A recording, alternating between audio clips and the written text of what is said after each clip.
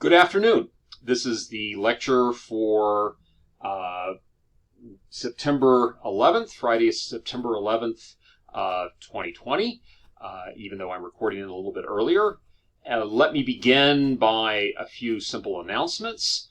First of all, I have received your Gilgamesh papers, and I will try to grade those and give those back to you by next week. I will grade them on As You Learn, and I will send out an announcement when the grades are done, and both grades and some brief comments will be made available to you. Second, this is probably not necessary if you're watching this, but I will be doing a special Zoom session for those who are interested at noon on Friday, September 11th. For those who wish to sort of access this content in that way. Please remember that I am taking attendance now, so if you are not coming to class in person on a particular day, I will mark attendance by monitoring your viewing of the lecture for that particular day. So if you wish to be counted as present for yesterday, Wednesday, September 9th's class, then you need to watch the lecture for that day by the next class, i.e. by class time on Friday. Finally, I have not actually assigned any readings yet for this lecture, so I'm going to skip readings for Friday, but I will definitely be giving you readings for Monday and all of next week from Confucius's Analects. And absolute final announcement. We're starting today a new unit on the culture of ancient China, our third unit, and the final assignment for this unit will be not a paper, but once again a quiz, which will be assigned both in class and virtually on a week Monday. So I believe that is Monday, September 21st. Is the day when you will be taking the quiz on China. All right, so today I'd like to begin our third unit on the culture of ancient China, in which our cultural work is going to be Confucius's Analects. And I'd like to just sort of begin with a few reflective remarks about what's perhaps distinct about this unit, but also to connect it to what we've talked about previously. The question you might say that we're asking in this particular unit is, and I think this is a question that's very relevant, again, to a class that is focused on the history of culture, is something like, are ideas about good and evil universal? Or alternatively, are they cultural and thus relative, in the sense of, are they relative to a particular time and place? What are your own initial thoughts about that issue? What beliefs or intuitions do you operate under on a daily basis? Do you take it for granted that there are ideas of good and evil that exist for everyone and for all time in the same or at least similar ways? Or do you accept the notion that these ideas fundamentally depend on who we're talking about, which society we're talking about, and what time period we're talking about? I think this is a question that is raised in this material because we're going to be looking at the philosophy, and specifically the moral philosophy, of an ancient Chinese philosopher, Confucius. And by moral philosophy, I mean the branch of philosophy that is concerned with trying to explain what good and evil fundamentally are. So in thinking about Confucius, I guess the question is implicitly, when we read Confucius's thought, when we read his book, The Analects, do we see him as a single individual who is trying to provide answers for his own time and place, which is kind of an answer that would lean more towards the notion that good and evil are cultural and relative, or is the only reasonable way to think about him as someone who is saying things that are of universal significance, or alternatively that are wrong because they're not of universal significance. So I guess trying to think about a moral thinker in terms of their time and place raises these kinds of questions, and would hopefully indicate to you why reflecting on this material is interesting and thought-provoking beyond just the question of sort of what the facts are of Confucius's own life. So I'd encourage you to be thinking about this issue. So, for example, remember that the principle of the hermeneutic circle, always asks us to connect the part to the whole and then the whole to the part, and so on and so forth. It also encourages us to sort of relate the strange to our own beliefs in terms of what is familiar. In other words, the hermeneutic circle says that typically we deal with the strange by kind of trying to reduce it to things that we are familiar with. And I think that you can approach the question of ideas about morality in a similar way. Confucius is fundamentally a moral thinker, a moral philosopher. So my question to you is, does this statement, which comes from Confucius's Analects, strike you as familiar or as strange? How do you deal with it? How do you interpret it spontaneously? Is it something that stands out to you as unusual sounding or as not unusual at all? So Confucius says, while a father or mother are alive, a son should not travel far. If he travel, he must have a stated destination. So why don't you just read that for a moment and ponder it. Ask yourself the usual hermeneutic question, what do you think he is saying? How do you make sense of it? And it might be straightforward, but it might not be. Ponder that just for a bit. Consider that just for a bit.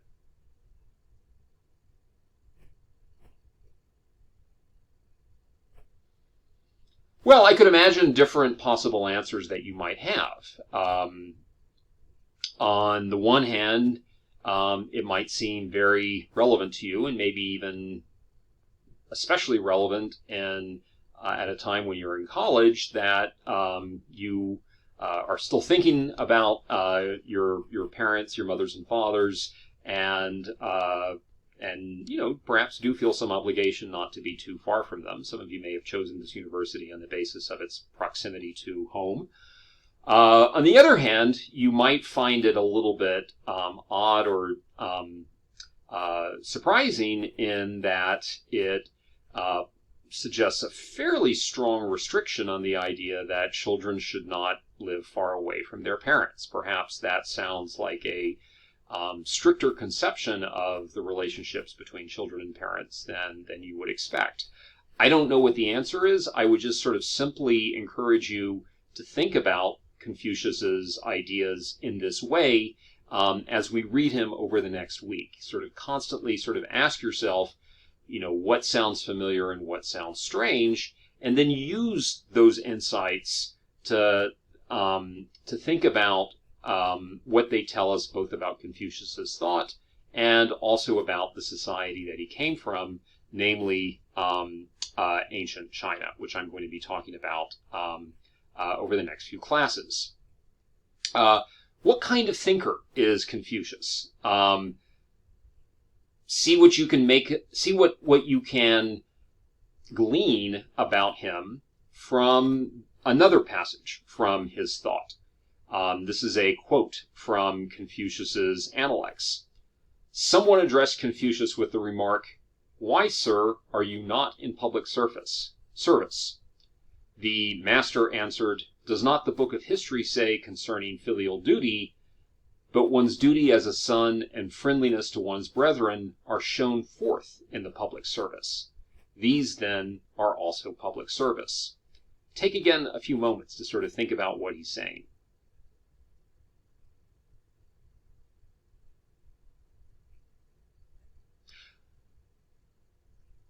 So as you consider it, there might be several things that you notice. First of all, it's a little bit of a confusing statement in that it refers to a dialogue. So Confucius's thought is at least in part conveyed through conversation. You'll also note that it has a kind of cross-reference in it. It refers to another seemingly important text called the Book of History, on which Confucius relies for support. And then I would also just sort of point out that the interesting thing is that Confucius kind of tries to equate two things that might seem to be very different. He quotes duty to one's son and friendliness to one's brethren, meaning something kind of like those who are actually one's brothers or those that one regards as one's brothers.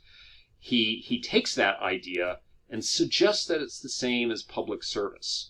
Being close to one's family, he indicates in his answer, is the same as public service, meaning kind of like holding office or being in a position of public responsibility. Maybe like being, I don't know, the head of a university or a mayor or something along those lines. So I'm not quite sure what conclusions you should draw from that, but I'd encourage you again to sort of be reflective as you read Confucius in thinking about what you can learn both about who he is and his thinking from reading them. What kind of clues are found in his thought that give us some insight into him. And then the final sort of point of introduction, and I think this is where I've been going in, is I would just encourage you to think about why it's difficult to study ideas about morality from the past and from different societies. And get you to think about what hermeneutic, i.e. interpretive problems, does studying morality and especially past ideas of morality raise. And I guess to answer my own question, I usually like to have you answer, I would say something like this. I think that probably most people, not everyone, but probably most people and most of you have more or less strong moral convictions. You have things that you believe in that even when you're all alone reflecting by yourself, you regard as true, as good, and so on. And I think the challenge of reading a moral philosopher like Confucius, who's a little bit over 2,500 years old, and who comes from a different society than our own, is the question of, first of all, is it difficult to read him because we always end up sort of treating his ideas as a kind of screen onto which we project our own beliefs? Are we going to be inclined to misread him and to thus misunderstand him because we see him simply as kind of confirming our own beliefs? Alternatively, and I think this is maybe a version of the same problem, might we be inclined to dismiss him because we see him as diverging too much from our beliefs? In short, I would just suggest that the basic issue of interpretation as a tool of historical analysis, and especially interpretation as a tool for interpreting cultural objects from the past, like Confucius's philosophy, is especially relevant to the issues of studying morality because for the simple reason that I think it can be quite difficult to get beyond our own moral beliefs. And in a sense, that's what we're asked to do when we consider these issues. So that's a long introduction to some of the issues I'd like us to think about as we read Confucius and think about ancient China. But I would like now to actually turn to the study of, or a consideration rather, of Confucius's historical context. Remember, I use this term historical context frequently to refer to the broader nature and the broader characteristics of a society, obviously in the past and in a particular place, that produced a particular thinker or writer that we are trying to understand. So let me say then a few things about the society that Confucius came from. And the way that I would phrase it to sort of make the issue of context a little bit more precise is to say, what was Confucius trying to figure out?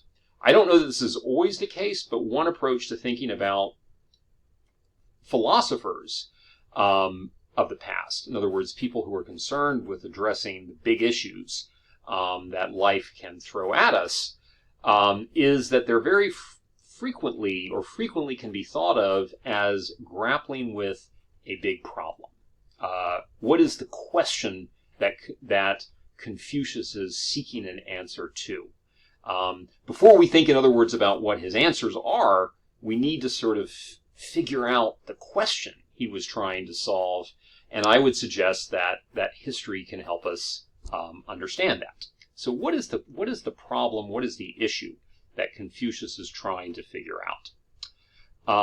And this might be another way of asking, what are sort of the main themes in Confucius's thought? Well, before I get to the issue of what Confucius is trying to figure out, let me backtrack a little bit and say just a few basic things about place, and a few sort of comments about China and Chinese geography. This is going to be so elementary that it might not even be necessary, but I think it's good to kind of just be able to situate yourself in a particular geographic location when you're thinking about someone who came from there. So a few sort of comments about Chinese geography. When we're talking about China, we're obviously talking about a major society that exists in essentially Eastern and Southern Asia. It is worth considering that the striking characteristic of studying China is we are studying a society, the very ancient version of a society that still exists. Okay, any of the modern societies that we belong to and that you might be familiar with, the United States, societies of Western Europe, countries in Africa, Middle East, and so on, certainly do not trace their sort of continuous history back to the the 5th or 6th century before the Common Era. China does. China has a continuous history that goes back to that time period.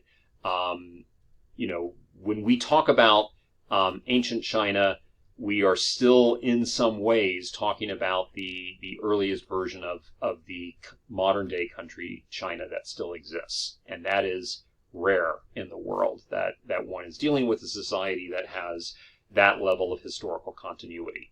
But to get back to the issue of geography, again, Eastern and parts of Southern Asia, we're looking at a society that to a significant extent is coastal, that is located along several bodies of water that flow into the Pacific Ocean, specifically the Yellow Sea and the South China Sea.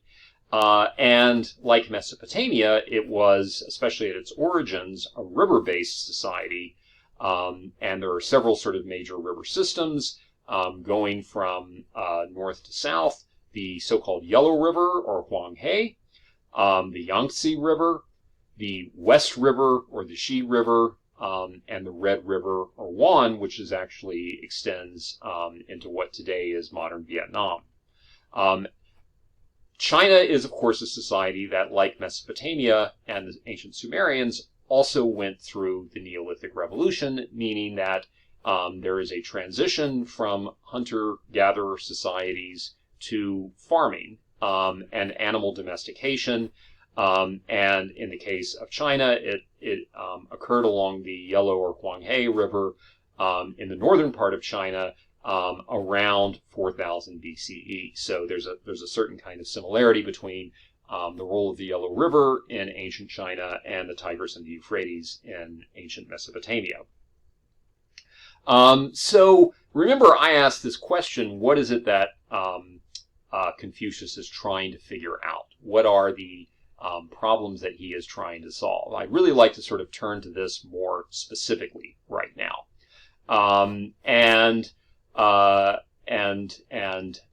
Here's the way that I would phrase it. Confucius is a thinker who lived in chaotic times. This is important.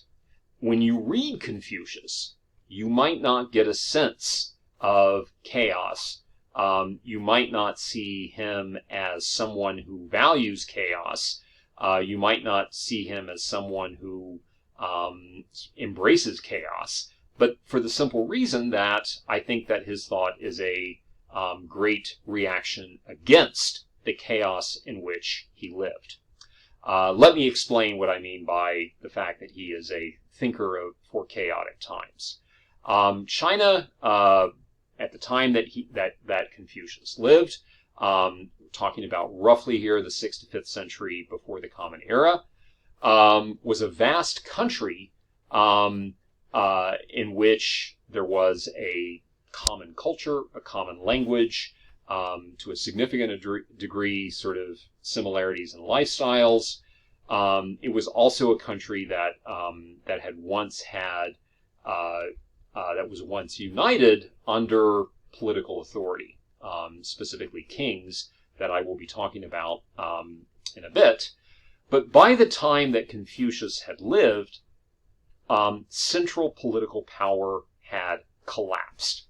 Put very simply, there was no consistent, continuous capital city, and no one single ruler to which all Chinese people were subject.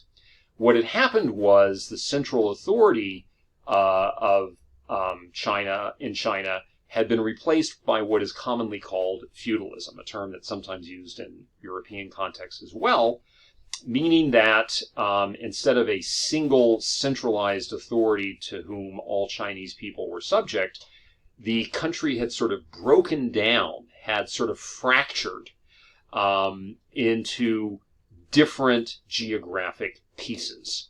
And these different pieces were each ruled by what was called a warlord, meaning a kind of sort of military leader who ruled primarily through strength.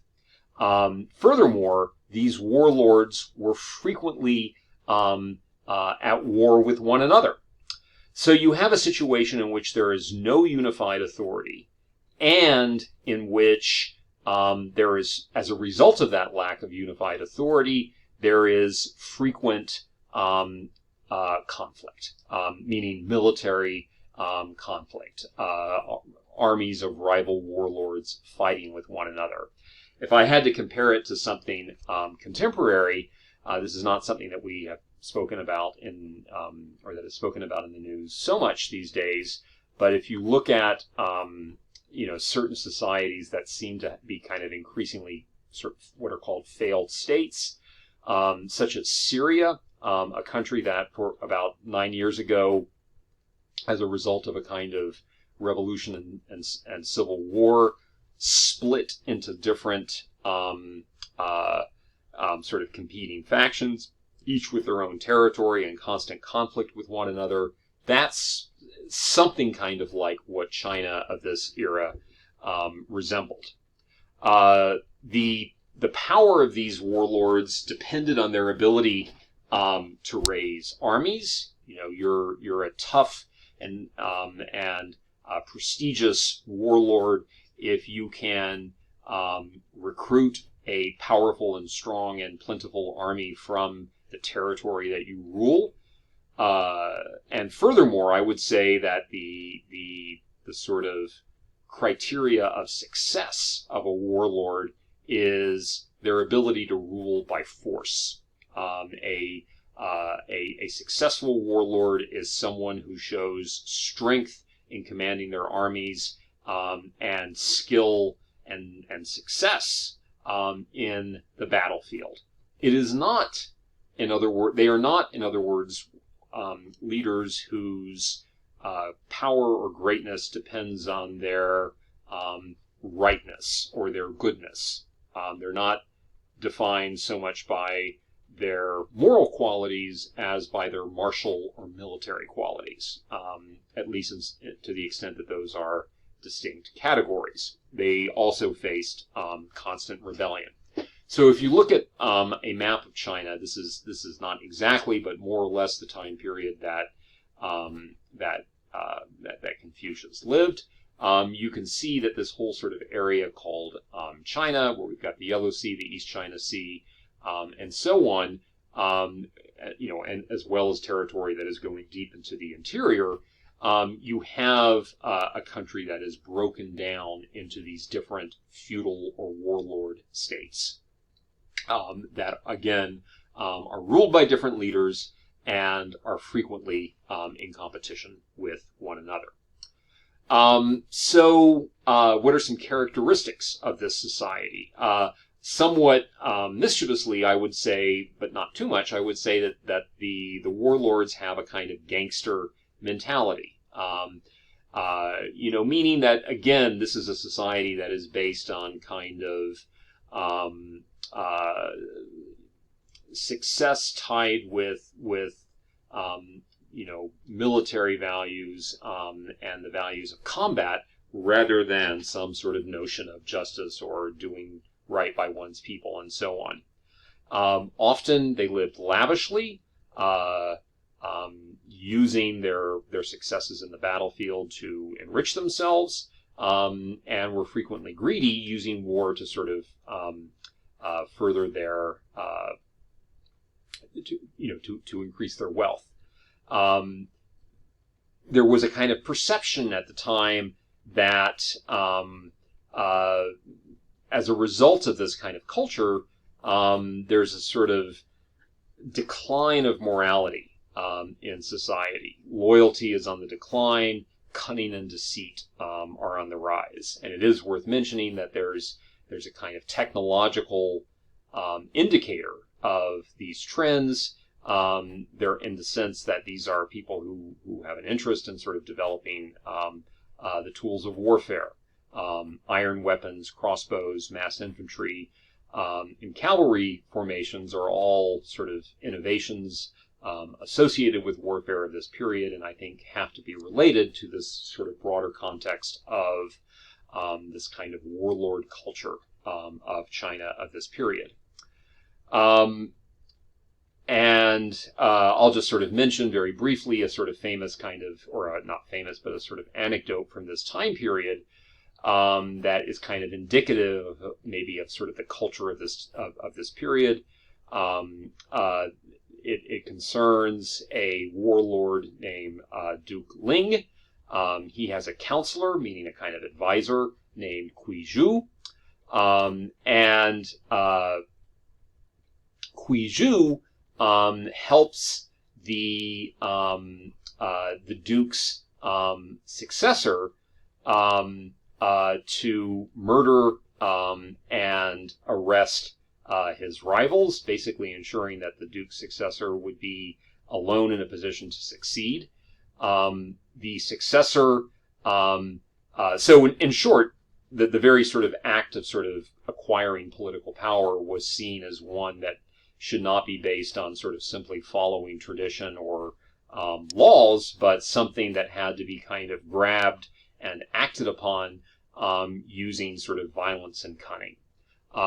The successor, even though he came to power to a significant extent thanks to the support of Quizhu, nonetheless has an affair with Quizhu's wife, leading Quizhu, who was nonetheless able, because of his position at court, to do so, to have the Duke Zhuang arrested. So all of this is to suggest that, to give you kind of a flavor of what sort of the intrigue was like at the court of some of these warlords.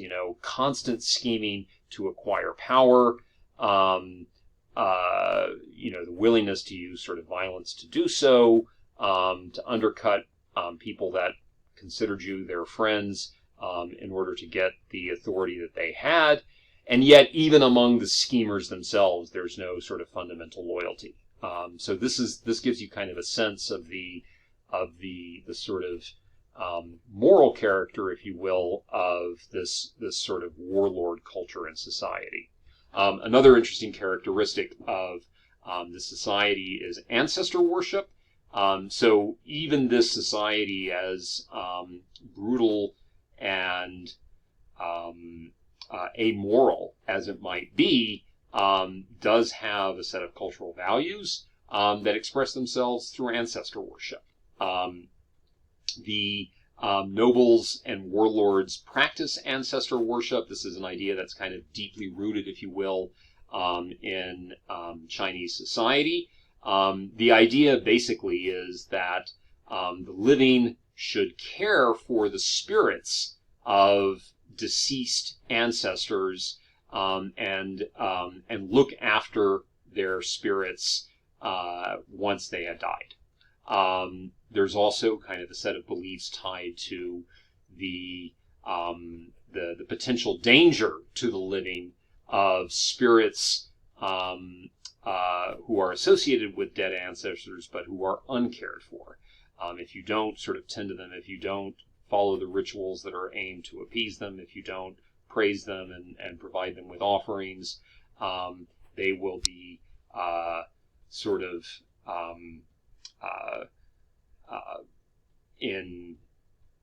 unsettled.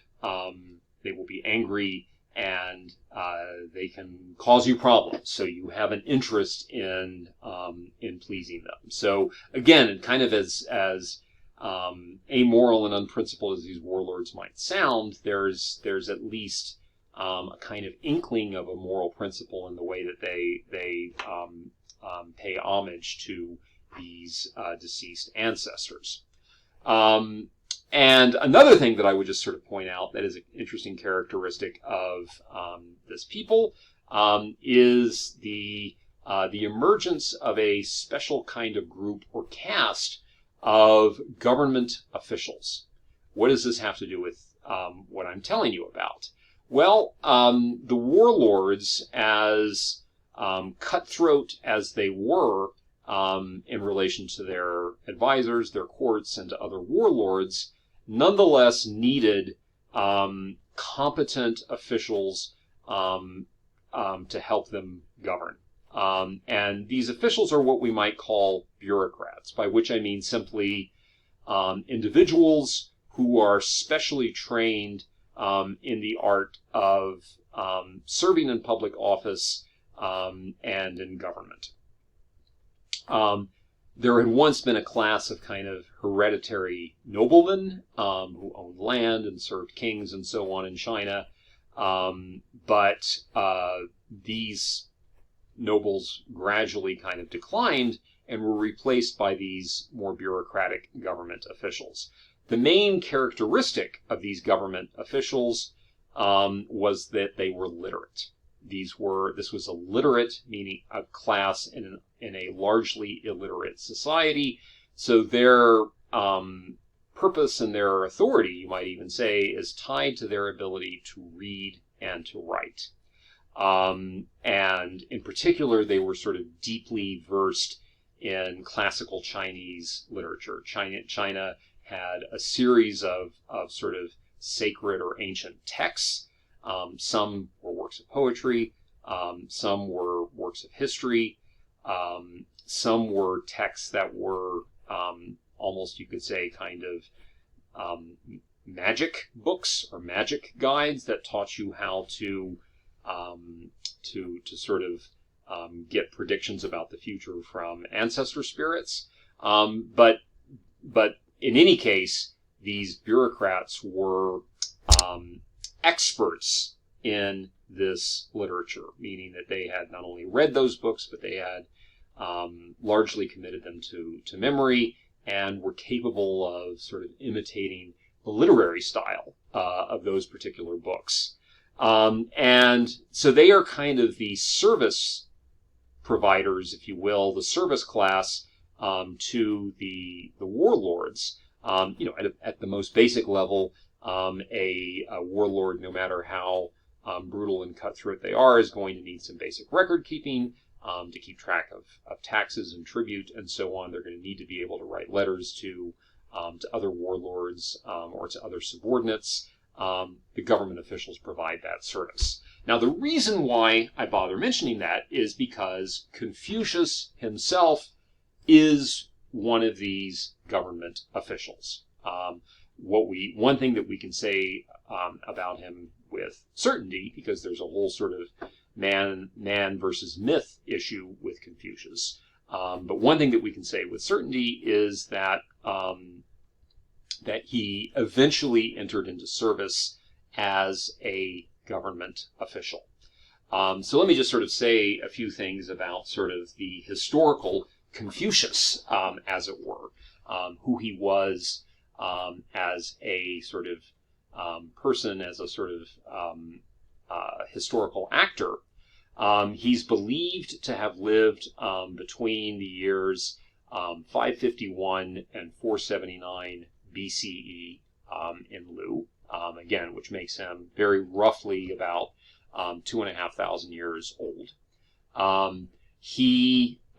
It's worth pointing out, is not known in Chinese as Confucius. Confucius, as the name might suggest, if you actually look at it, is not a Chinese word. It was an attempt to translate a Chinese word, specifically a Chinese name, into Latin.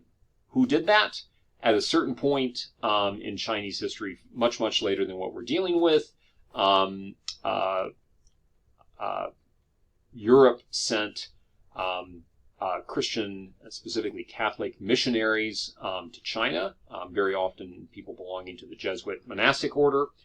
And those people began to, as they sort of tried to sort of translate the Chinese culture that they were discovering into terms that the Europeans could understand, thus doing a kind of little hermeneutic circle I will mention in passing. The name that they gave to this great Chinese philosopher was Confucius. But again, that is a Europeanized or Latinized version of the Chinese thinker's name. I make no claim to my ability to speak correctly with a Chinese accent, but roughly the Chinese name of this thinker is Kongji. Kongji belonged to the lowest nobility in China, the sort of knight class. But again, as I mentioned, the sort of nobility or the knights were associated with service to these kings whose authority was now in decline, or who would largely cease to exist. So he cast his lot, as you will, with the sort of official class. One thing I will just mention about sort of this noble class, to the extent that it still existed, is that it was associated with its sort of accomplishments in sort of 6 traditional areas that were seen as exemplifying the arts and skills that a person of distinction should know. So a nobleman was not just someone who had noble birth, who came from the upper ranks of society, but someone who had sort of demonstrated their nobility through their expertise in these 6 areas, which included music, knowledge of music and ability to perform certain types of music, archery, bows and arrows, charioteering, knowing how to drive a horse-driven chariot, history of China, literature, especially poetry, math, and I'll also point out rites. And rites are very important to the ancient Chinese. It means rituals. And there was a very sort of strong belief in ancient China that many daily activities, whether it be eating, honoring an ancestor, and so on and so forth, should have rituals associated with it. It's a little bit like the idea that, in many American families, there is still a tradition of saying grace before one eats. China has not that ritual, but has similar rituals that sort of punctuate daily life. And one of the areas of expertise of the nobleman was actually expected to be in the knowledge of this kind of full sort of panoply of rites, i.e., of rituals that play such an important role in this conception of life. But what really is striking about Confucius, or I guess what's sort of most immediately relevant to us, is that he's someone who serves as an official one of these warlords in one of the warlord states, specifically one that is called Lu.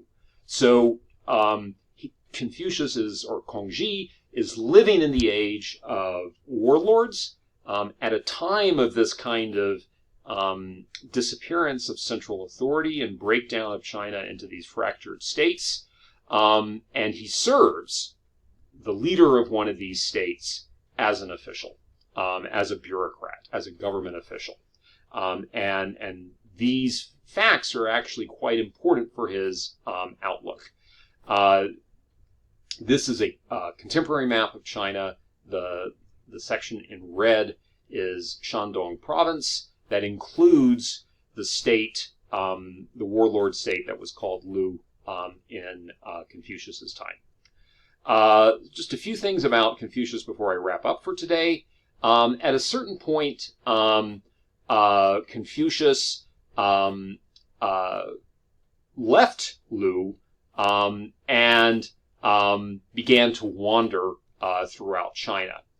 So he travels. He eventually returns and decides to no longer be a government official, but to sort of form a school, by which I mean simply kind of a circle of people who take his teachings and take his wisdom seriously.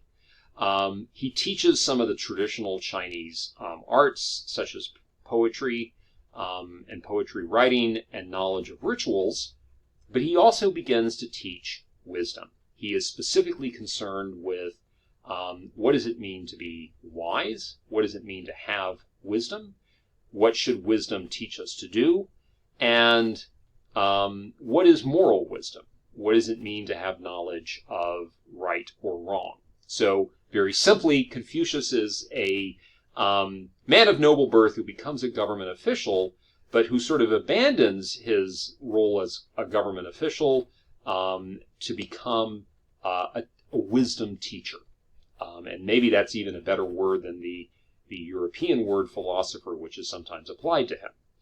And here's, in a nutshell, how I would sort of characterize the problem. To go back to my initial point, the problem that Confucius is trying to understand and possibly to solve. The big question, the big concern that drives Confucius's thinking is that China has lost its way. China has diverted from the true and righteous path. And in articulating this idea, he uses a word that is of great significance to the Chinese, the term Dao or path.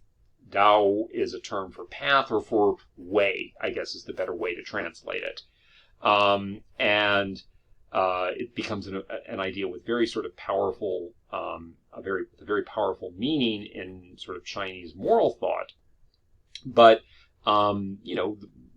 Confucius's concern is that once upon a time, China was on the correct path, the correct way, the correct Tao. But now it's over here. It has strayed away from the proper Tao, the proper way. And what he has in mind, of course, is the fact that Chinese society seems to be so chaotic. This chaos is apparent in its politics, okay, rather than a single ruler to whom everyone submits and is subject. There is a variety of rulers. These rulers are moreover in constant conflict with one another, and the rulers individually seem to have no real path that they themselves are following. Okay, they are simply in a culture of might makes right, meaning they're not really on a path, they're just going whatever direction their own sort of short-term interests take them. And I think that the big question, in a sense, that Confucius is asking is, how can we return to, how can China be brought back to the proper path, to the proper way, to the proper Tao? That, I would submit to you, is what I would call the project of Confucius's Analects. In other words, that, I would suggest, is what Confucius is trying to achieve in that book. So, now that you've heard this lecture, you are going to be prepared to read and to do a kind of initial reaction. I will probably have you do a brief either post or Flipgrid for Monday. Instructions will be following about his writings, or so I will be posting that shortly on As You Learn. So you're going to continue. You're going to start reading the Analects for Monday. And I'll also say that on Monday, my goal is going to be to talk a little bit about what Confucius considers to be the sort of past model that we should draw on to bring China back to the right path. So that's the subject. That'll be the subject of Monday. So thank you for listening to this lecture. I will see you in some form on Monday. I will be submitting readings and an assignment connected to that. And I hope you have a good weekend and look forward to seeing you next week. Stay safe, well, and healthy. Take care.